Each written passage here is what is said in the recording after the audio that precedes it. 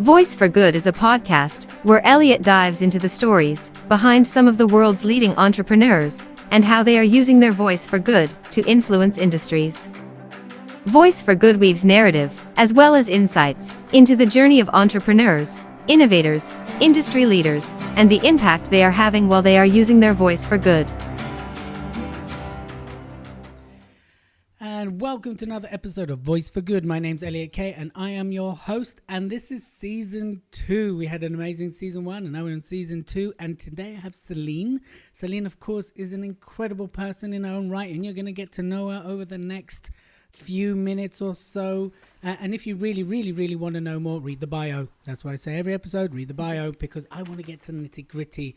Now, Celine, thank you very much for joining us on Voice for Good. How's it going? Thank you for having me, Elliot. Yeah, very good. Very happy to be here. Love talking about confidence. Good. Well, you're in the right place then.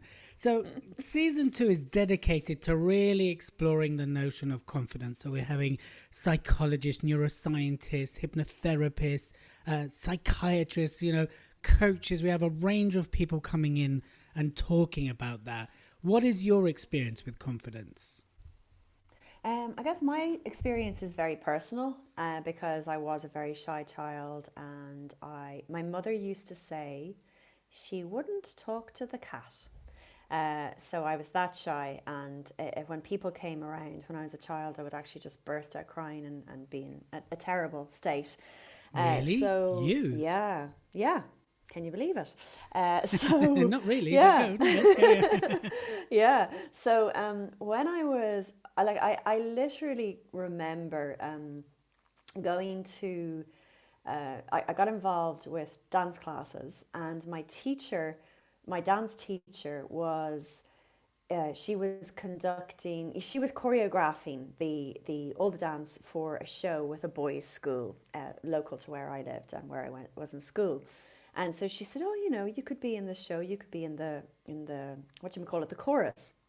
And so I said, "Oh, okay, yeah." So I went along to the first rehearsal, and I was absolutely terrified because it was the first time in a while. I guess when you go to school, you kind of get to know people, and it's all very calm. I mean, sorry, when I started secondary school, high school at the age of 12. I actually vomited my whole first day because I didn't know anybody in the school. I was so terrified. God, really? Still of new people. Yeah.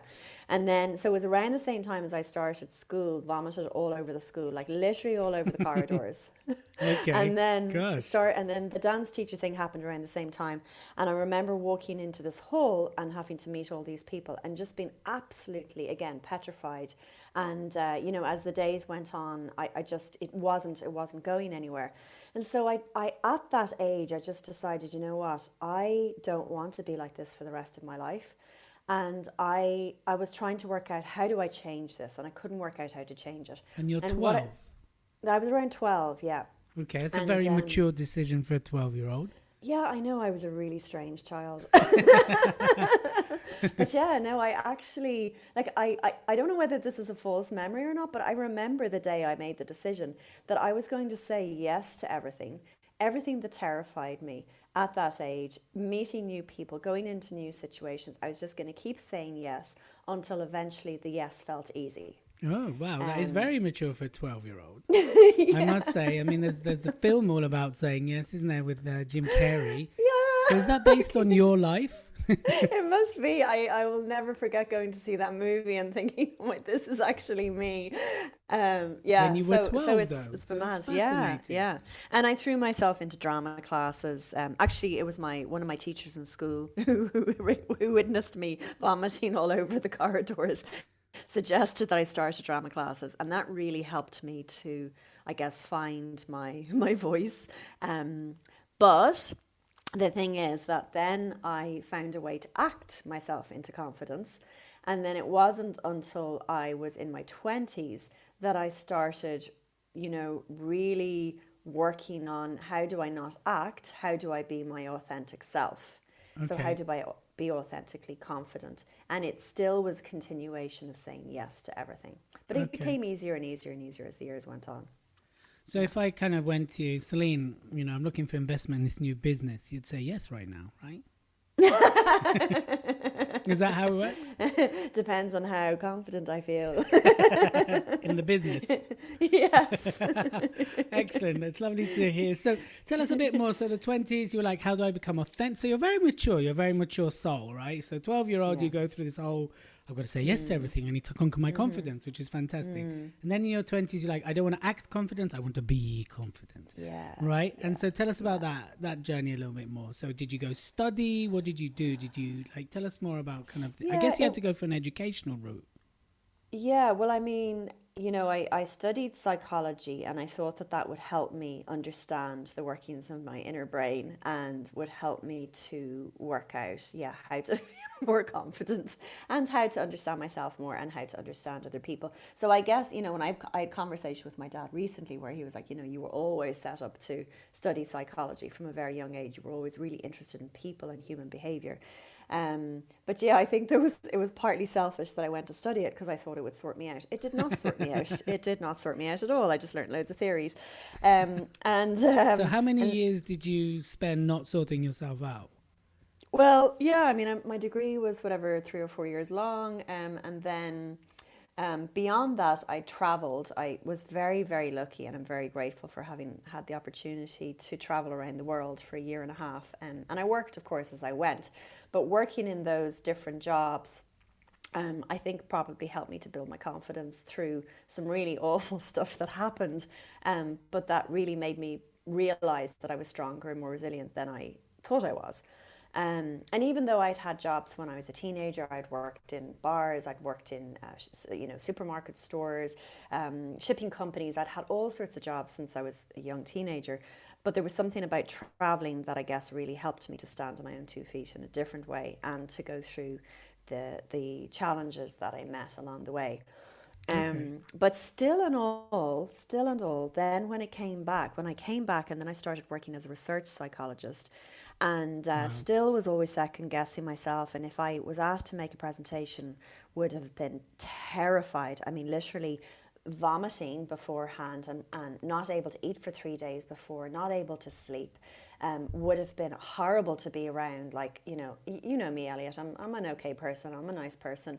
But knowing that I had to make a presentation brought out the worst in me, No the worst way. you've ever seen and more. Yes, I yes. don't believe you. Yeah, so Well, as in, because you were so nervous, you came across so aggressive, or what was it? nervous that I would literally be sniping at everybody, and I would be angry at everybody else who was around me because I was so terrified, and for some reason they weren't able to make it better for me. It was usually my nearest and dearest, my family, my partner, my friends, whoever was in the room at the time. Gosh. So this is when you're a research psychologist. So I guess you had to present findings and you had to justify what's what, and you would explore theories, and then you'd have to do these presentations, and obviously speaking, and then everybody around you were like, bitch alert, like, oh my God, like hashtag stay away, right? She is fierce. Why? Oh, she has a presentation. But then afterwards you're back to nice Celine, right? Yeah, like literally the switch would go on and off. I mean, because I had to present or get up in front of a group of people every few weeks, and it was absolutely petrifying. So it was like being on a roller coaster, because as soon as I'd get into the flow of it, it actually wouldn't be so bad. I'd be sweating profusely. I'd be feeling like doubting myself, thinking I was stupid. But then once it was finished, I'd be okay. The fight or flight had finished, and I would have relaxed, and I would be nice again. Again, debatable, but No, okay. So tell us, in your experience from a psychologist stroke lived, what is confidence then? Tell me. I'm always interested to hear what people or how people define confidence. What is confidence in your experience? For me, confidence is just being really comfortable in your own skin. And for me, confidence is being able to walk into any situation and not be fazed by it. Knowing that it's going to be okay. And I guess for me, confidence is very much around being able to meet anybody and have a conversation with them, and that never feeling like somebody's better than you, and not just really being comfortable in your own skin and feeling good about yourself. Okay. Yeah. So it's about having that inner assurance Yes. that you can Yes. handle it, that you've got this, and Yeah. whatever comes at your way, you can cope with it, right? Yeah, yeah, and that's what I feel like for me through my life. There's kind of been steps with that all along, and it's only probably in the last 10 years or so that I really fell into the authentic. I've got this. I'm okay with this. So probably when we first met, which is I would A say while over ago 10 now. years ago, Yeah. yeah, like maybe 11, 12, 13 years ago was when I was really trying to attempting to make the last step of me really moving into, I've got this and this is okay and it doesn't matter what's thrown my way. Mm-hmm.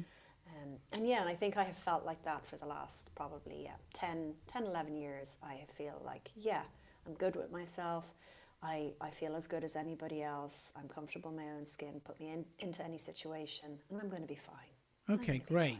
Yeah. So what would you say are some of the kind of like key steps you took to get there? Because there's a lot of people that go through life and they kind of stay in that, insecure, unconfident place. Like, if you could name the top 3 steps you took, what would you say to someone listening who's kind of like where you were and they just need to take these steps? What are those steps? Yeah.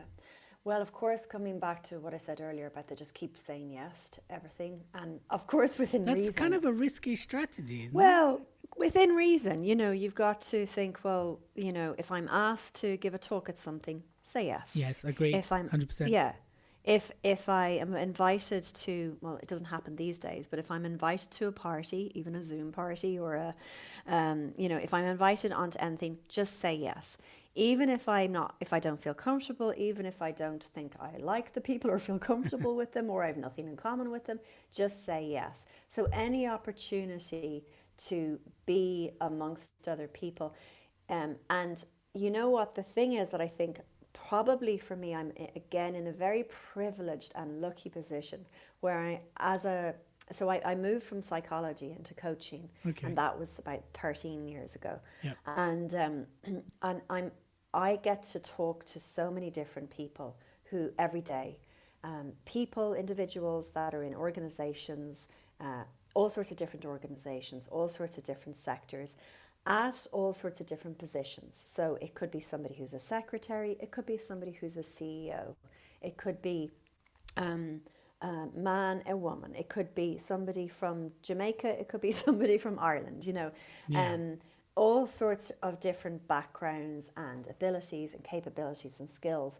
And I definitely have noticed over that time that most people do have one little thing that niggles at them. I'm not good enough, or I'm not worthy, or I'm not as good as other people, or I'm stupid, or I'm not as good as in some shape or form. I would say, it is part of the human condition to have one little thing.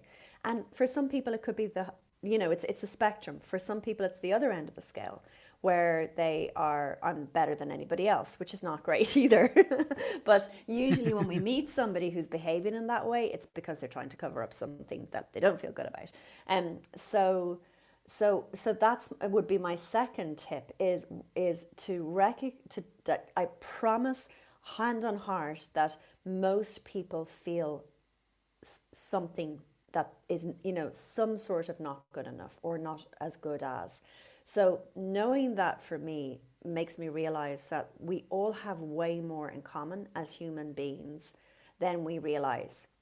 And then working from that going, well, knowing that if I think that I'm not as good as other people, well then, or I'm not as good as that particular, as that other person, as at that thing, like maybe it's speaking to groups, or maybe it's writing a book, or maybe whatever it is, I'm not good enough. Then tell yourself, well, look, you know what? Most of us have something like this about something. So start there and say, well, even if I feel this way, how can I still be me? How can it still be okay to be me, knowing that all of us are like this in some way or shape or form? Okay, can I just pause you there for a second before we go to number 3? Yeah. I think, and I've always wondered this, the theory of that is easy, right? Yeah. But how do we practically with acceptance go, I'm not the only one, you know. We all have that niggling voice. Because when you're kind of going through, let's say, a confidence episode, right? When you're going through a confidence crisis where you're massively challenged, which right now I think globally, as we're recording this, the UK's just gone back into lockdown. I think generally confidence is an all-time low in various areas of life in various generations. You know, there's kind of like the intellectual thought that, you know, we're all going through this and everybody's suffering and, you know, but if I'm having a confidence challenge, how do I practically listen to that? Because immediately you get that voice going, so, you know, you this is about you and you're not good enough, not them, or you're not blah, blah, blah. So how do we practically make that transition? I mean, if we had 5 hours, we could talk about this in detail. We don't. So well, it could be the longest podcast I ever record. I don't know. Let's discuss this. But, you know, if you could give me your summary version of it. Yeah, for me, it comes back to, I guess, what I realized around the 10-year ago mark, which was, you know, I think, you know, I could, as I looked, say, if we go back to 10 years ago, I could look back at my life and I could go, okay, I've said yes, I've worked on accepting myself, I've worked on non-judgment of myself, and I've really taken every opportunity and gone with it and made it through, and I'm still alive and it's all fine. But then kind of thinking, well, you know, am I ever going to be 100% comfortable in my own skin?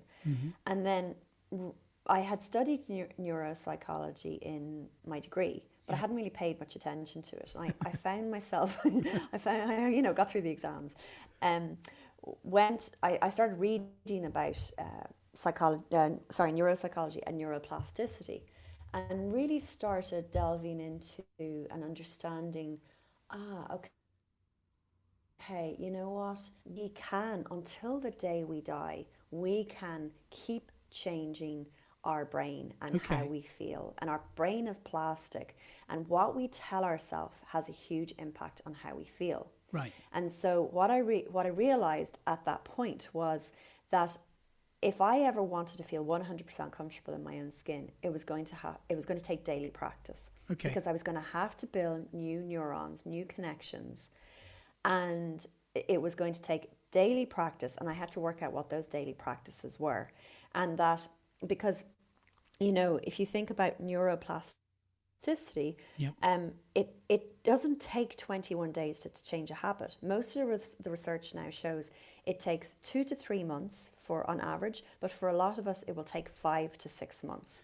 So whether that's learning a new language, or whether that's trying to be better at listening skills, or whether that's building your confidence, or, you know, it doesn't matter what it is. It's going to take daily practice, or at least every second day practice, to keep building those neuronal connections, which then become the automatic way your brain